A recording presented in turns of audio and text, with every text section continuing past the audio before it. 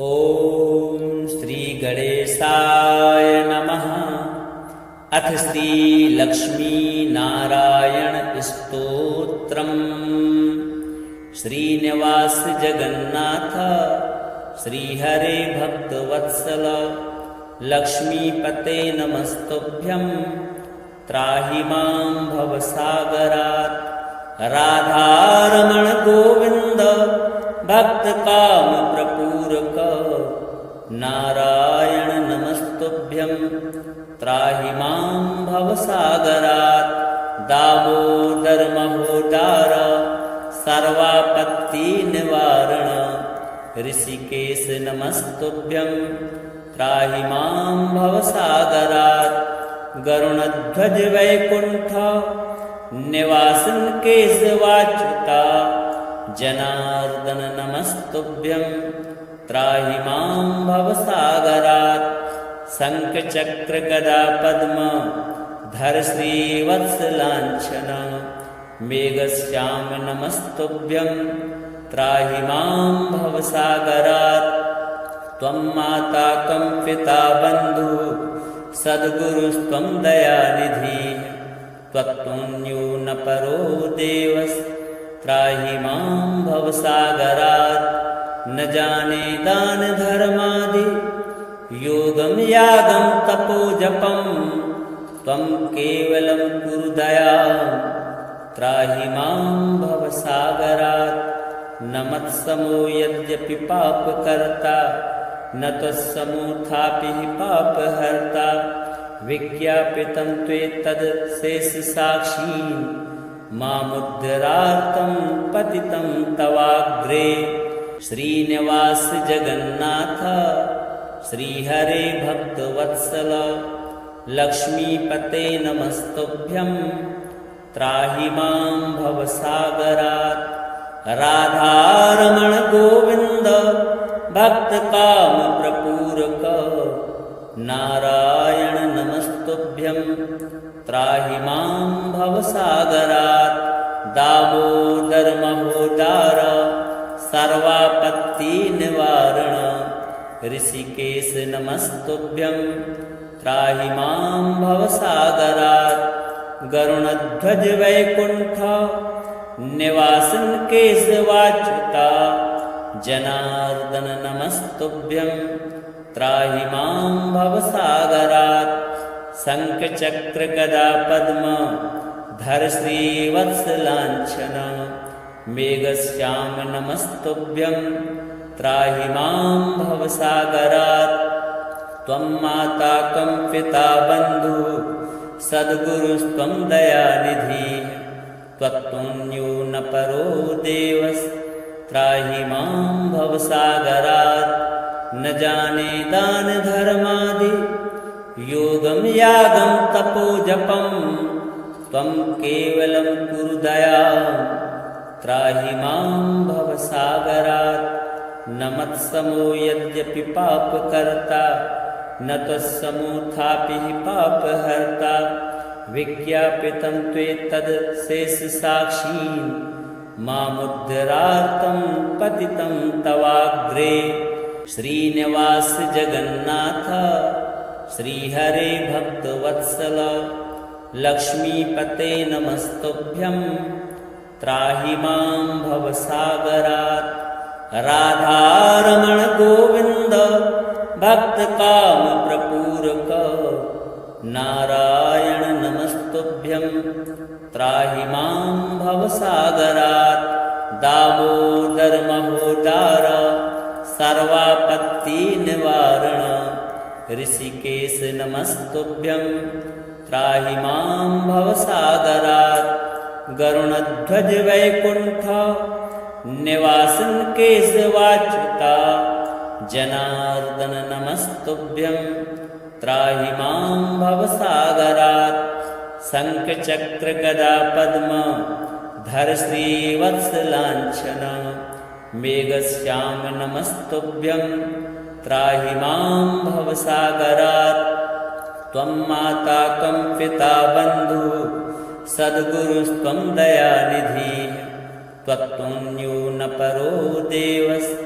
त्राहि मां भवसागरात् न जाने दानधर्मादि योगं यागं तपोजपं त्वं केवलं कुरु दयां त्राहि मां भवसागरात् न मत्समो यद्यपि पापकर्ता न त्वत्समोऽथापि पापहर्ता विज्ञापितं त्वेतद् शेषसाक्षीन् मामुद्धरार्तं पतितं तवाग्रे श्रीनिवास जगन्नाथ श्रीहरे भक्तवत्सल लक्ष्मीपते नमस्तुभ्यं त्राहि मां भवसागरात् राधारमण गोविन्द भक्तकामप्रपूरक नारायण नमस्तुभ्यं त्राहि मां भवसागरात् दामोदर महोदार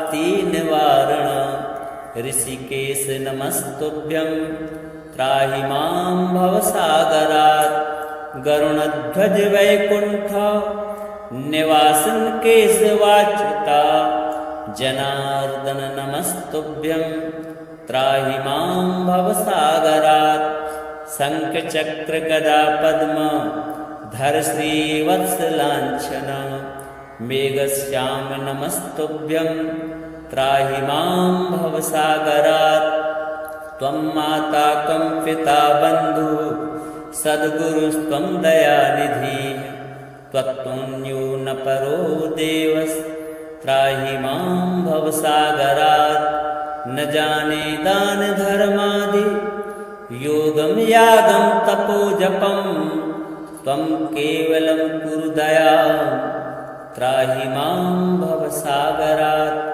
न मत्समो यद्यपि पापकर्ता न त्वत्समोऽथापि पापहर्ता विज्ञापितं त्वेतद् शेषसाक्षीन् मामुद्धरार्तं पतितं तवाग्रे श्रीनिवास जगन्नाथ श्रीहरे भक्तवत्सल लक्ष्मीपते नमस्तुभ्यं त्राहि मां भवसागरात् राधारमण गोविन्द भक्तकामप्रपूरक नारायण नमस्तुभ्यं त्राहि मां भवसागरात् दामोदर महोदार सर्वापत्तिनिवारण ऋषिकेश नमस्तुभ्यं त्राहि मां भवसागरात् गरुणध्वज वैकुण्ठ निवासन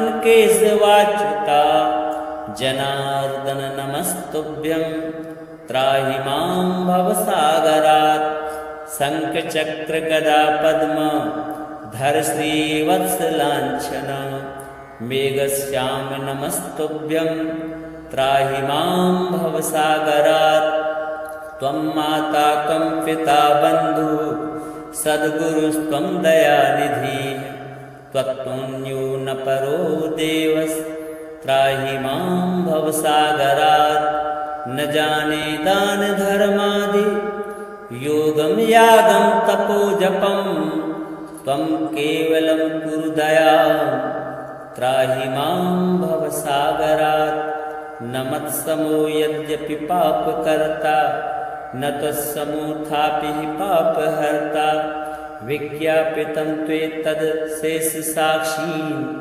मामुद्धरार्तं पतितं तवाग्रे श्रीनिवास जगन्नाथ श्रीहरे भक्तवत्सल लक्ष्मीपते नमस्तुभ्यं त्राहि मां भवसागरात् राधारमण गोविन्द भक्तकामप्रपूरक नारायण नमस्तुभ्यं त्राहि मां भवसागरात् दामोदर महोदार सर्वापत्तिनिवारण ऋषिकेश नमस्तुभ्यं त्राहि मां भवसागरात् गरुणध्वज वैकुण्ठ निवासन केशवाच्युता जनार्दन नमस्तुभ्यं त्राहि मां भवसागरात् शङ्खचक्रगदा पद्म धर श्रीवत्सलाञ्छन मेघश्याम नमस्तुभ्यं त्राहि मां भवसागरात् त्वं माता कं पिता बन्धुः सद्गुरुस्त्वं दयानिधिः त्वत्तुल्यो न परो देवस्त्राहि मां भवसागरात् न जाने दानधर्मादि योगं यागं तपो जपं त्वं केवलं कुरु दयां त्राहि मां भवसागरात् न मत्समो यद्यपि पापकर्ता न त्वत्समोऽथापि पापहर्ता विज्ञापितं त्वेतद् शेषसाक्षी मामुद्धरार्तं पतितं तवाग्रे श्रीनिवास जगन्नाथ श्रीहरे भक्तवत्सल लक्ष्मीपते नमस्तुभ्यं त्राहि मां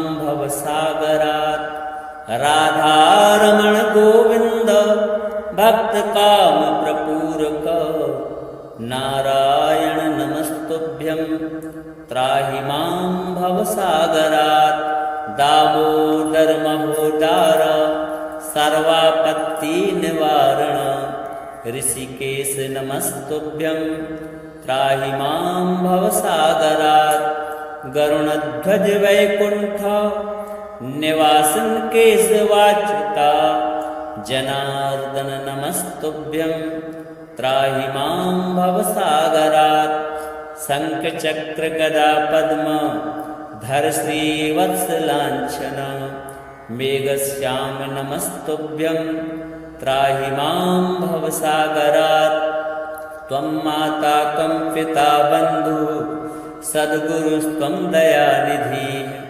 त्वत्तुल्यो न परो देवस्त्राहि मां भवसागरात् न जाने दानधर्मादि योगं यागं तपो जपं त्वं केवलं कुरु दयां त्राहि मां भवसागरात् न मत्समो यद्यपि पापकर्ता न त्वत्समोऽथापि पापहर्ता विज्ञापितं त्वेतद् शेषसाक्षी मामुद्धरार्तं पतितं तवाग्रे श्रीनिवास जगन्नाथ श्रीहरे भक्तवत्सल लक्ष्मीपते नमस्तुभ्यं त्राहि मां भवसागरात् राधारमण गोविन्द भक्तकामप्रपूरक नारायण नमस्तुभ्यं त्राहि मां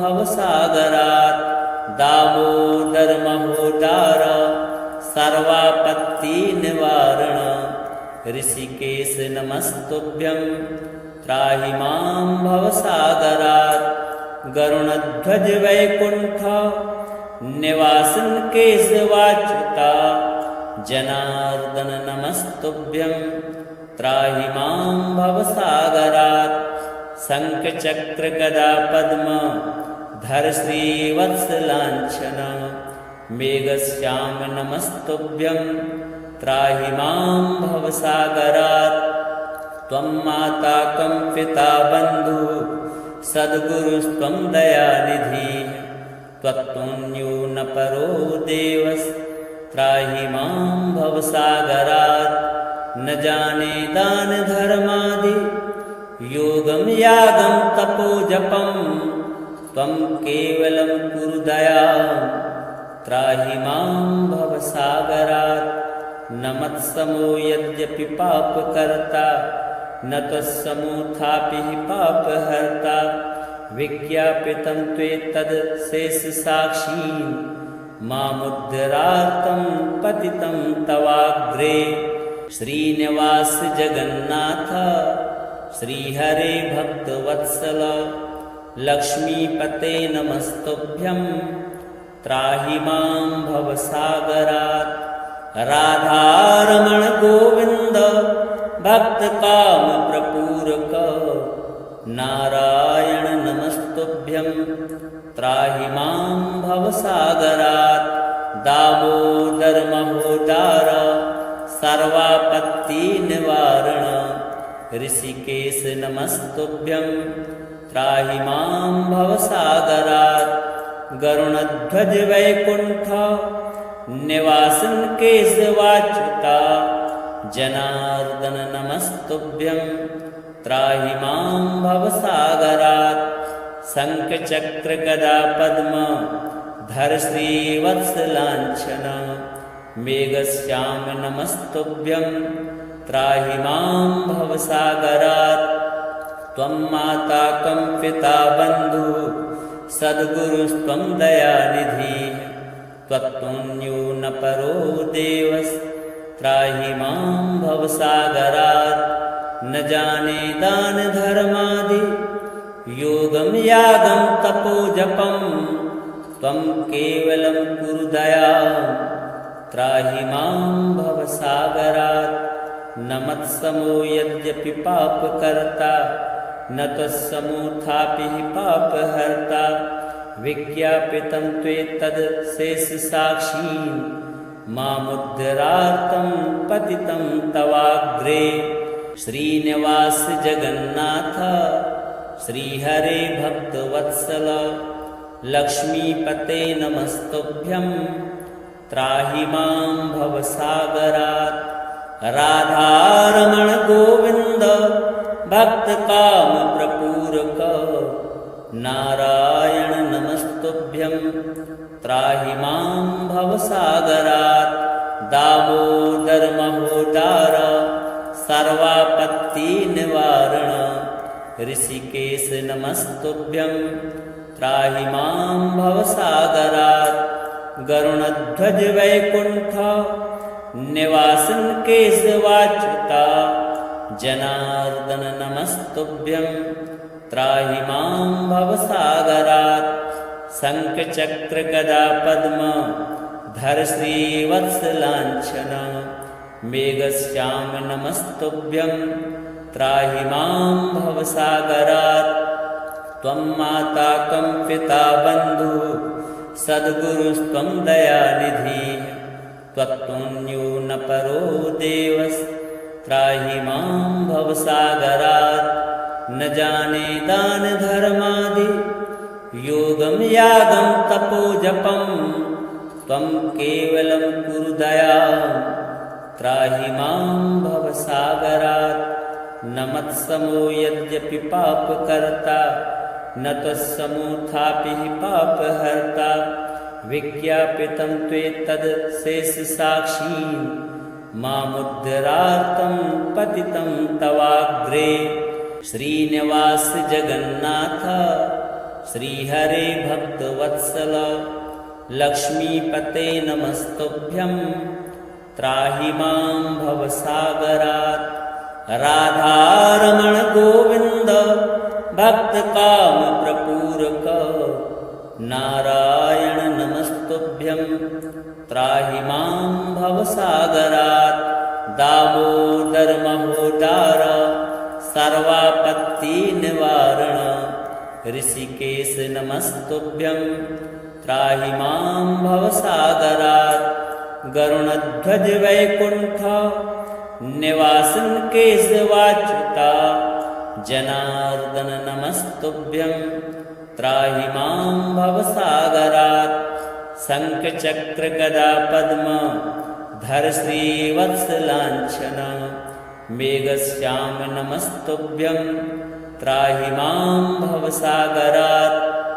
त्वं माता कं पिता बन्धुः सद्गुरुस्त्वं दयानिधिः त्वत्तुल्यो न परो देवस्त्राहि मां भवसागरात् न जाने दान धर्मादि योगं यागं तपो जपं त्वं केवलं कुरु दयां त्राहि मां भवसागरात् न मत्समो यद्यपि पापकर्ता न त्वत्समोऽथापि पापहर्ता विज्ञापितं त्वेतदशेषसाक्षीं मामुद्धरार्तं पतितं तवाग्रे श्रीनिवास जगन्नाथ श्रीहरे भक्तवत्सल लक्ष्मीपते नमस्तुभ्यं त्राहि मां भवसागरात्।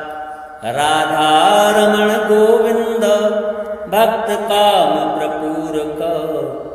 नारायण नमस्तुभ्यं त्राहि मां भवसागरात्। दामोदर महोदार सर्वापत्तिनिवारण ऋषिकेश नमस्तुभ्यं त्राहि मां भवसागरात्।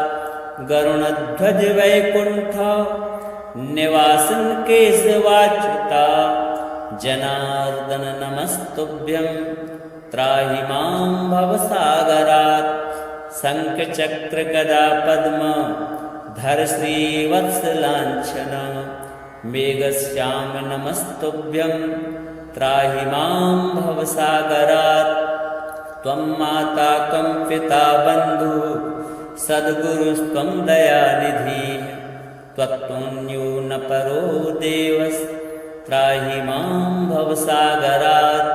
न जाने दान धर्मादि योगं यागं तपो जपं त्वं केवलं कुरु दयां त्राहि मां भवसागरात्।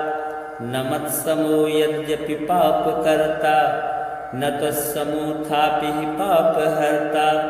विज्ञापितं त्वेतद् शेषसाक्षी मामुद्धरार्थं पतितं तवाग्रे।